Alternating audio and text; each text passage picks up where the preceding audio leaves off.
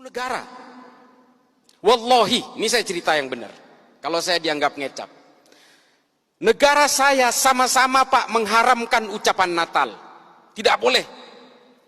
Negara saya sama-sama mengharamkan musik. Ini di negara saya. Pahamnya sama. Saya mewakili pemerintahan hanya memegang separuh Somalia. Pemberontaknya yang bernama Al-Shabaab juga punya keyakinan yang sama, memegang separuh lagi wilayah negara saya. Apa? Di mana? Kok mereka itu nggak pernah berhenti bertikai? Padahal fahamnya sama, manhajnya sama, ijtihadnya sama, alirannya sama, kitab-kitab tafsirnya sama. Irisannya di mana? Mereka saling mengkafirkan satu sama lain.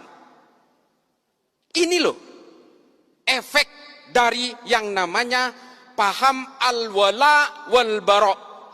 Siapa pencetusnya? Ibnu Taimiyah. Bantah saya. Kalau yang mau bantah, baca dulu kitab-kitabnya Ibnu Taimiyah. Mengapa Ibnu Taimiyah menulis ini?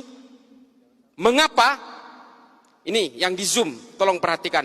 Ibnu Taimiyah hidup pada masa keruntuhan Bani Abbasiyah dari serbuan bangsa Mongol tahun 1258. Dan ketika itu Ibnu Taimiyah hidup pada masa periode peperangan orang Eropa dengan orang Arab Islam untuk memperebutkan Yerusalem. Ini kuncinya. Makanya kalau kita baca semua kitab-kitab Ibnu Taimiyah itu betul-betul selalu menggugah keterpurukan politik Islam pada masanya. Makanya kalau di TV saya sering bilang gini adik-adik, kita ini semua bukan penganut agama sebenarnya. Kita ini adalah penganut tafsir-tafsir agama. Maka kita kemudian semua berbeda-beda. Sesama agama Islam pun tafsirnya berbeda-beda. Makanya kita ini adalah penganut tafsir-tafsir agama. Kalau kalian tanya saya, Islam ini agamanya apa? Islam. Ada pertanyaan lanjutan, NU apa Muhammadiyah? Sunni apa Syiah? Belum bicara manhaj, belum bicara ijtihad, belum bicara mazhab. Syafi'ikah, Malikikah, Hanafikah, Hambalikah? Ini tafsir-tafsir semua. Sesama Islam, sesama Syafi'i, sesama NU pun masih ada yang satu pengusung khilafah, yang satu bukan. Ini tafsir lagi. Ini loh. Makanya kemudian kita itu, saya sering sekali saya berbicara di media ini, janganlah kemudian kalian mengklaim kebenaran-kebenaran itu. Karena Allah itu betul-betul menekankan dengan cetak tebal dalam Al-Quran itu, bahwa saya menciptakan manusia ini dalam segala perbedaannya. Baik bersuku-suku, berbangsa-bangsa, dengan tafsir-tafsirnya, beragama yang berbeda, dengan konsep lita'arofu. Ini loh.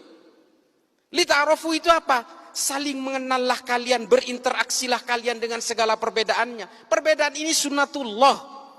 Adik yang tidak pakai hijab, Islam. Sunnatullah. Ini loh yang kita ingin gugah hari ini, kenapa saya harus datang ke sini. Dan semua klaim-klaim kebenaran, hegemoni kebenaran itu kemudian datang berlipat-lipat, berlapis-lapis dengan kepentingan-kepentingan politik. Makanya kemudian ajaran-ajaran Ibnu Taimiyah itu diimplementasikan dalam gerakan-gerakan kemerdekaan Saudi dari cengkraman Kekaisaran Ottoman pada zamannya.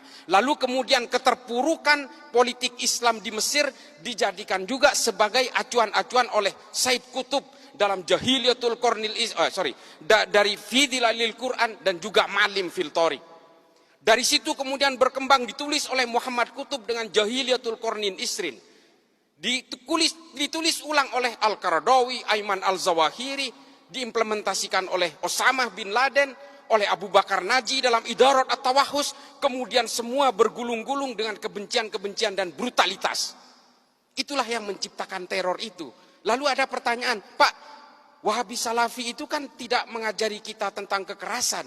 Iya dek, memang iya. Memang iya, di situ tidak mengajarkan kekerasan, tapi lihat produk akhirnya. Yang ditahan oleh Densus hari ini sama usul fikihnya dengan orang-orang yang diyakini dari Wahabi Salafi itu. Kalau kalian mengharamkan musik, teroris yang dipenjara hari ini juga mengharamkan musik. Nih, kalau kalian mau tahu, yang kalian haramkan pajak dan perbankan dan sebagainya itu, teroris yang ditangkap Densus juga pemahamannya sama. Pemahaman fikihnya sama. Ini loh, kalau kalian itu sekarang tidak mau menyanyikan lagu Indonesia Raya, hormat bendera dan sebagainya, mengharamkan wayang dan sebagainya, itu loh, teroris yang di penjara itu juga sama. Ini kisah yang pertama tentang Somalia. Somalia hari ini tidak berhasil menenteramkan rakyatnya karena saling mengkafirkan satu sama lain dengan tafsir-tafsir agama yang sama. Apakah kemudian kita mau menyimplifikasi gerakan-gerakan seperti ini? Ada disclaimer, oh itu kan tergantung orangnya. Iya, yang namanya Al-Shabaab, nih saya kasih tahu, yang namanya Al-Shabaab itu berasal dari 32 orang yang aktif dalam kajian Islam di dalam ketentaraan Somalia. Namanya Kajian Islam Al-Ittihad Al-Islamiyah. Nama pemimpinnya siapa? Kolonel Muhammad Hasan. Setelah dia berkembang di dalam pengajian itu, jumlahnya makin banyak, lalu dia merekrut penjahat-penjahat jalanan dan bajak laut di Somalia. Sehingga entitas mereka membesar, lalu dia mengambil senjata di gudang-gudang senjata di barak-barak mereka, lalu mereka berdiri menjadi kekuatan besar yang namanya Al-Shabaab. Dan mereka sulit dikendalikan hari ini. Mereka berkembang ke Somaliland, Tanzania, Eritrea, dan ke negara-negara tanduk Afrika. Atas nama apa? Atas nama agama. Apakah agama ini memang diciptakan untuk saling membenci? Apakah agama ini memang diciptakan untuk saling mengkafirkan? Fungsi agama adalah menertibkan manusia. Kalau kemudian ada orang yang dengan memeluk agama, memeluk keyakinan agama, tiba-tiba dia tidak merasa tentram, gelisah dengan keimanan orang lain, ingin mengkafir-kafirkan orang lain, bukan salah agamanya, salah tafsirnya. Makanya saya bilang kita ini adalah penganut tafsir-tafsir agama. Lalu apa sikap kita kalau kita ingin dikatakan orang yang beragama? Jangan karena beragama membenci orang lain, mengkafir-kafirkan orang lain, lalu kemudian orang lain jika berbeda dengan kalian dinerakakan, setelah kalian merasa sudah tidak punya dosa, lalu sibuk menghitung dosa orang lain. Ini artis hijrah tuh, kelakuannya tuh. Dulu pemain musik setelah merasa hijrah, mengharamkan musik. Teman-temannya yang lagi bermain musik diharam-haramkan, dineraka-nerakakan. Tuh kelakuannya. Setelah dirinya merasa tobat, lalu dia sibuk menghitung dosa orang lain. Ini karena tafsir-tafsir al-wala wal-bara itu loh. Ini betul-betul menjadi concern saya. Makanya kalau kalian lihat di TV, saya selalu menentang ini. Ayolah bawa agama Islam ini, termasuk agama-agama lain ini, tolong bawa deh dalam arah kedamaian, anti kebencian, anti kekerasan, itu baru beragama namanya.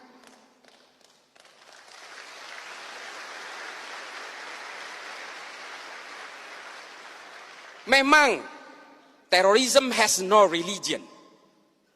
Terorisme tidak ada agamanya. Semua agama punya potensi untuk melahirkan terorisme dan kekerasan. Semua agama, bukan hanya Islam deh. Cuma kenapa saya concern kepada agama Islam? Satu, Islam itu adalah agama yang paling banyak dipeluk oleh manusia Indonesia hari ini, dan saya sendiri Islam. Di India terorisnya orang Hindu deh, Bharatiya Janata garis keras. Di Myanmar siapa terorisnya? Orang Buddha deh. Namanya Asin Wiratu. Apakah di Jerman itu ada teroris? Ada, Protestan. Namanya Bader-Meinhof, nama kelompoknya. Apakah di Amerika tidak ada teroris? Ada deh, namanya White Supremacy, Ku Klux Klan, FARC, Antifa. Tidak ada teroris Islam di sana, itu sedikit. Makanya yang nyerang 9/11 itu dari Saudi semua. Saya ada di sana waktu itu. Saya tinggal di Amerika kurang lebih 6 tahun. Ketika 9/11 saya tinggal di sana. Saya dulu pernah terpapar dengan ajaran-ajaran Ma'alim fil Thoriq ini. Saya meyakini bahwa kalau Islam ingin berjaya, maka konsep-konsep dasar keyakinan itu. Lalu, apakah saya menganggap semua agama benar? Bukan itu konsepnya. Setiap orang yang memeluk agama pasti menganggap keyakinannya paling benar. Persoalannya, apakah dengan menganggap keyakinan saya yang paling benar, apakah saya harus menyalah-nyalahkan keyakinan orang lain? Kan nggak harus. Itu adalah kesalahan besar, offsetnya di situ. Dengan mengatakan istri saya cantik, saya tidak harus mengatakan istri orang lain jelek kok. Ini loh analoginya. Maka kemudian Habib Ali Al-Jufri membuat sebuah buku, judulnya Al-Insaniyah Qabla Tadayyun. Mengenal kemanusiaan lebih dulu sebelum mengenal agama. Karena apa? Kelahiran kita dan konsep-konsep keimanan ini berbanding linier. Kita beragama Islam karena lahir dari negara dengan mayoritas Islam dan dari orang tua beragama Islam. Kalau kita ini lahir di negara-negara dengan beragama Hindu misalnya, di India, kita lahir di Jammu misalnya, bisa jadi kita ini Hindu. Atau lahir di Bali, bisa jadi Hindu. Sementara kita tidak pernah ditawarkan mau lahir dari orang tua beragama apa. Tiba-tiba kita lahir brojol Islam, ikut keimanan orang tua, lalu I'm the man. I'm the holder of universe. Ini loh penyakit-penyakit orang yang kemudian menghegemoni keimanan bahwa dia itu adalah pemegang kebenaran tunggal. Makanya kalau kita ingat tulisannya Thomas Aquinas dalam Summa Theologica, saya paling memegang ini. Meskipun Santo Thomas Aquinas ini adalah seorang Katolik, bukunya itu saya habiskan. Saya itu pembaca buku, Dek. Ya saya nggak jumawa ya, saya itu 1000 halaman rata-rata per bulan. Saya baca buku itu. Makanya saya merasa I'm feeling free. Saya merasa merdeka dengan berbagai bacaan yang saya baca ini. Saya betul-betul tidak terbolgol oleh keyakinan-keyakinan sepihak. Kata Thomas Aquinas apa? Hominem unius libri. Saya paling takut kalau ada orang baca satu buku lalu dianggap ini adalah kebenaran paling mutlak.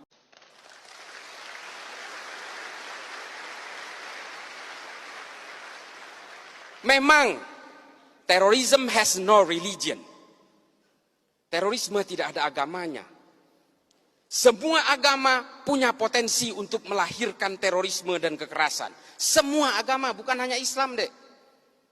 Cuma kenapa saya concern kepada agama Islam? Satu, Islam itu adalah agama yang paling banyak dipeluk oleh manusia Indonesia hari ini dan saya sendiri Islam. Di India terorisnya orang Hindu, Dek, Bharatiya Janata garis keras. Di Myanmar siapa terorisnya? Orang Buddha, Dek. Namanya Asin Wiratu. Apakah di Jerman itu ada teroris? Ada, Protestan. Namanya Baader-Meinhof, nama kelompoknya. Apakah di Amerika tidak ada teroris? Ada, Dek. Namanya white supremacy, Ku Klux Klan, FARC, Antifa. Tidak ada teroris Islam di sana, itu sedikit. Makanya yang nyerang 9/11 itu dari Saudi semua. Saya ada di sana waktu itu. Saya tinggal di Amerika kurang lebih 6 tahun. Ketika 9/11 saya tinggal di sana. Saya dulu pernah terpapar dengan ajaran-ajaran Ma'alim fil Thoriq ini. Saya meyakini bahwa kalau Islam ingin berjaya, maka Islam harus tegak secara politik. Itu keyakinan saya dulu. Kalau lihat Gus Dur di TV, saya matikan TV-nya. Ini antek Yahudi ini. Saya dulu begitu. Ketika ada orang-orang Islam yang moderat, wah saya matikan TV-nya. Cak Nur apalagi, paling saya benci itu. Nurholis Majid, Allah yarham. Buya Syafi'i Ma'arif, saya ganti channelnya, saya mending nonton yang lain. Itu dulu saya seperti itu. Tapi kemudian saya berusaha mempelajari semuanya.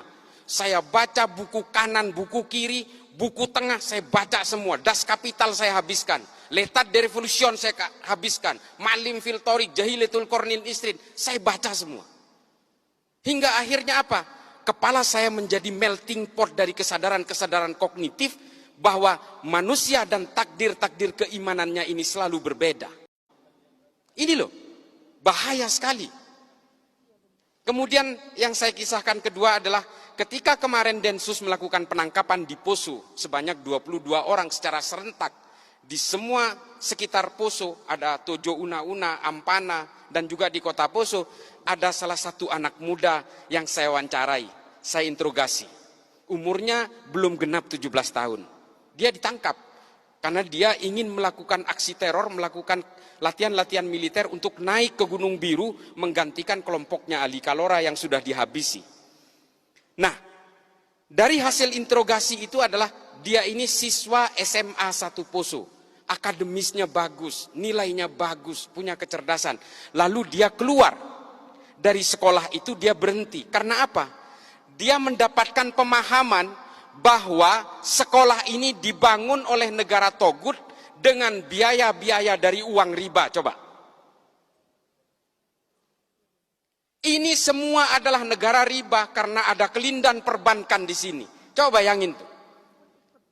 Ini kasus yang pertama. Kasus yang kedua, ada seorang mahasiswi Gunadarma yang dia meyakini bahwa karena bank itu adalah riba, lalu semua ini menjadi riba, termasuk jalan aspal yang melibatkan bank, gaji pegawai negeri yang melibatkan bank, sehingga menurut dia KTP pun itu adalah benda haram.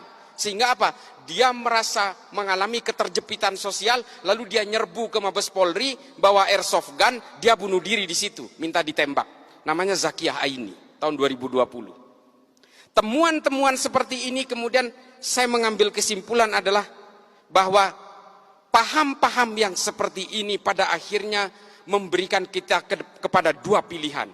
Either kita menjadi orang munafik atau menjadi kita manusia-manusia yang sempit. Ini waktunya. Ya, ini kesimpulan saya.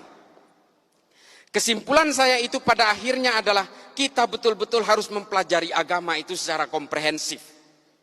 Kalau kita mengharamkan bank, jangan naik pesawat, siapapun. Tidak ada maskapai penerbangan yang menyicil, pakai bunga dek. Jangan naik haji, naik pesawat. Jalan kaki aja. Janganlah kita jadi orang yang hipokrit, yang munafik, mengharamkan sumbernya dari hulu sampai hilirnya kemudian merasa dihalalkan. Ini jangan sampai seperti itu. Konsep usul fikih itu adalah tabi'ut tabi'un. Kalau di atasnya haram, di hilirnya pasti haram. Kalau di atasnya halal, di bawahnya belum tentu halal, bisa jadi haram. Legen, tua, cuka. Halal, haram, halal. Tapi kalau di atasnya haram, ke bawahnya haram semua. Bir sepakat, kita haramkan. Bir ya. Kalau kalian jadi tukang parkir di pabrik bir, haram juga penghasilannya. Itu loh konsep usul fikih. Kalian kalau ingin mengharamkan bank konvensional, apa yang kalian kenakan ini semua melibatkan bank. Kalian akan menjadi munafik semua. Lalu, apa antisipasinya? Darul Iftah Majelis Ulama Mesir kemudian menghalalkan bank-bank konvensional ini. Dengan alasan, riba kita betul-betul mengharamkan itu. Allahu ahallal bai'a wa harrama riba. Jelas. Tapi apakah bank konvensional masuk kategori riba? Ini yang diredefinisi ulang. Hukum perbankan itu diharamkan ketika produknya belum ada di abad pertengahan. Ini loh yang perlu redefinisi itu. Yang terakhir, maaf. Yang terakhir adalah pada intinya adalah apapun keyakinan kalian, tafsir kalian, agama kalian, satu kuncinya. Ini yang disebut dengan moderasi beragama. Kalau kalian meyakini bahwa Tuhan itu satu, yang Islam nih, yang Islam. Kalau kalian betul-betul meyakini kul huwallahu ahad, kalian betul-betul menganggap bahwa Islam itu adalah monoteism, termasuk yang beragama lain. Maka kita juga harus meyakini bahwa manusia dimanapun dengan agama yang berbeda-beda, dengan Kristen, dengan Hindu dan Buddha, itu pasti diciptakan oleh Tuhan yang sama.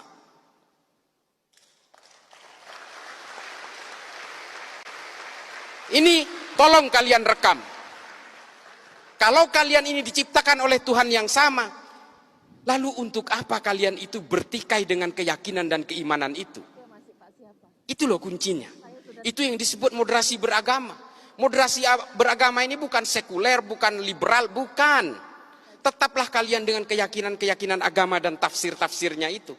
Satu saja, jauhi kebencian, jauhi kekerasan, jaga nama baik agama masing-masing, supaya apa? Supaya agama kalian ini tetap menjadi daya tarik. Kalau agama kalian ini lebih identik dengan kekerasan, kebencian, caci maki dan sebagainya, jangankan orang yang berbeda agama yang mau tertarik dengan agama kamu, orang yang seagama dengan kamu aja bisa saja meninggalkan agamanya. Kita terakhir, paling terakhir banget nih, mumpung lagi ngobrol MC-nya. Paling terakhir banget. Kita selalu mencatat bahwa ada orang non-Islam masuk Islam. Oh, kita girang banget. Sinead O'Connor masuk Islam. Wah, keren. Marcel Siahaan masuk Islam, keren.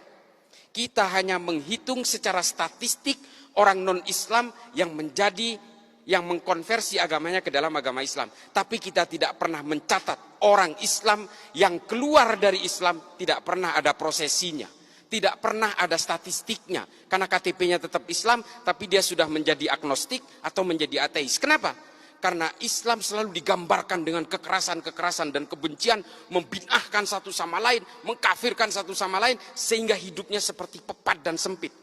Agama bukan tujuannya untuk itu. Agama itu adalah melonggarkan berbagai isi batinnya tanpa menghilangkan konsep-konsep teologisnya. Tanpa menghilangkan kehausan spiritualnya.